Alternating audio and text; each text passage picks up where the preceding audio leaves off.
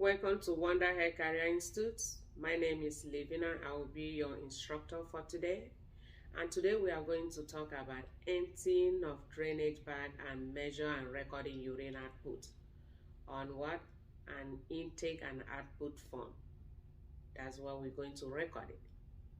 Urine is normally light, pale yellow, or amber in color.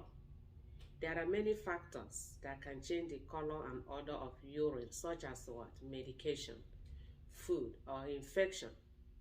The normal appearance of urine is what? Clear. Note, don't mistake appearance with what? Color. A urine is yellow in color, but it has to be what? Clear, not cloudy. So that we have to pay attention when we're taking care of our patients. Those are the things we need to report to the nurse if you notice that the urine is what? Cloudy. Now we have to start again from our checklist and see what we need to do when we're taking this skill. Now the care plan, which is what are you going to have on your instruction card on that day, will read like this. You are asked to empty the resident urinary drainage bag into a graduate container and to measure the amount of urine. An intake and output form is provided to record the measurements. The output should be recorded as urine and the correct time recorded for the measurement. The role of the resident is played by either a person or mannequin. Remember, we are only just emptying drainage bag. Now we'll start again from number 3. Number 3 says, wear gloves while handling the urinary drainage bag, graduate, or any urine-filled container, and remove glove before documenting on your what? Intake and output form. This is very, very important. Because a graduate is clean, please remember it's used to empty urine. You must have gloves before you touch those things. Set graduate or bedpan on barrier placed on floor and empty full contents of drainage bag into the graduate or bedpan. Meaning you have to put a barrier under that bag before you place your graduate on it. Empty content of urinary drainage bag without contaminating drainage tube. Example, touching the container. And close and protect what? The drain after emptying drainage bag. Set graduate on flat surface protected with barrier to read. Obtaining measurements by reading graduate at eye level. And if urine poured into graduate from a bedpan, complete task over toilet, pouring the full amount of urine into the graduate. Now, we are using graduates for this skill, and graduate is something like this. All right, and intake and output form like this. Empty urine in graduate into toilet after measuring. Rinse and dry container. Pouring rinse water into toilet. Okay. Now, when you empty the urinary drainage bag, you empty the content into this graduate. Remember, you will go with what? The barrier you have. Please, when you're going to read this, make sure you place the barrier on top of that toilet seat before you put this down to read it. Very, very important. Empty urine in graduate into toilet. Some people think, oh, we are just pretending that this is urine. Remember, nobody is gonna urinate for you to measure it in your skill exam. So handle it as urine. Some people pour this inside the sink. Please, the content of this inside this is what? Urine. So it must go inside toilet. Can somebody pee in a sink? I don't think any normal human being would do that. So anything inside this graduate should go inside the toilet. Whether the urine or the rinsing water, it should go inside the toilet. Record output with clean hands. What does that mean? When you finish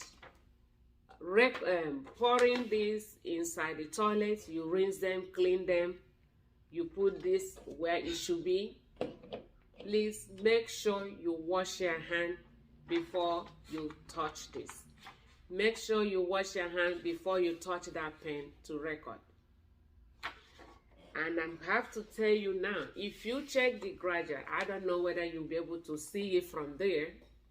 It has the side that has ounces and the other side cc. This side is ounces and this side is cc. If you check the output form, the paper says the amount in cc or ml. So if you think that this urine is easier to read it on the ounces side, and you put that ounces in here, you're gonna fail it, because the paper says measure in cc. Record output within plus or minus 50 ml of nurse's measurements. This meaning, if you have anything more 50 lower than the NAE or 50 above the NAE measurement, you are like on that limit, so you will pass. Record output as urine and indicate the correct time on the input and output form. If you look at the output form, this is the time. You have to put the time here. The type of output, is it urine, MSS, or diarrhea? This is urine, so you have to write urine on that column. Amount in ml. Remember what I said? Amount in ml. So if you put 10, because you measured in ounces, that means you're gonna fail it. It has to be in ml.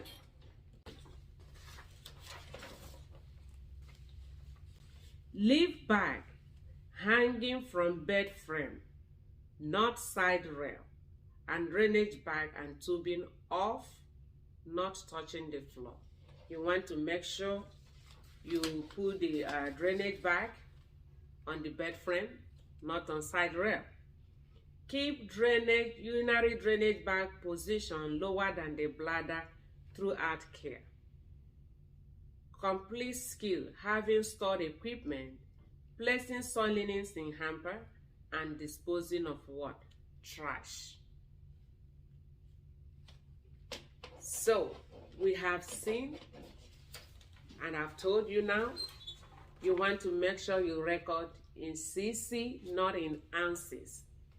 Don't make that mistake, because you see ounces, it's easy to read. Maybe the line is at the 12.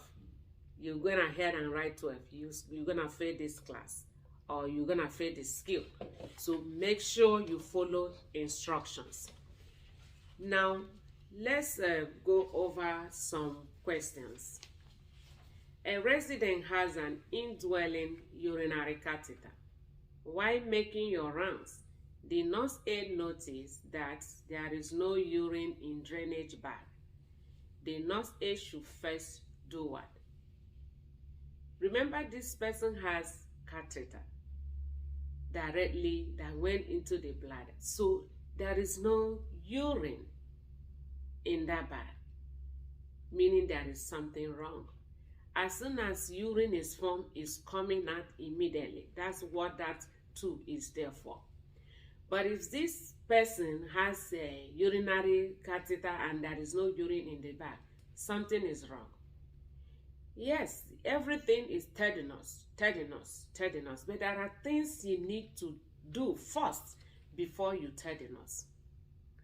If this tube is kinked, twisted, do you think there will be any flow of urine inside to the bag? No. So you want to make sure that that tubing is not kinked. You want to make sure that the whole foley is not out of the patient before you cannot tell the nurse that, hey, there is no urine in this bag. Don't be one of those CNAs that say, oh, thank God I don't have to bother myself emptying this bag today. We are doing harm to this patient. Question number 2. A resident has an indwelling urinary catheter. While making rounds, the nurse aide noticed that there is 50 cc of urine output in the last 6 hours. What should the nurse aide do?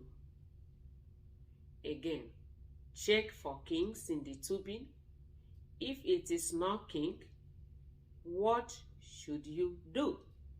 Report to the nurse. What if it is kinked? You want to make sure you unkink the whole thing. You want to make sure you straighten it. And I tell you, as soon as you do that, you will see urine flowing into that bag. Remember, this question says 50 cc in the last 6 hours. Something is wrong.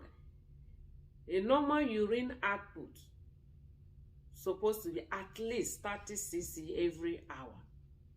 So if it's 30 cc every hour, for 6 hours, that should be like around 180. At least 30 cc an hour. Another question. Resident who is incontinent of urine has an increased risk of developing what?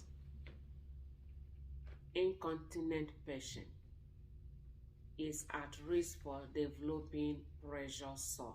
That's why good perineal care is very, very important. You want to make sure you give good perineal care to your patient. You don't want them to develop this pressure sores.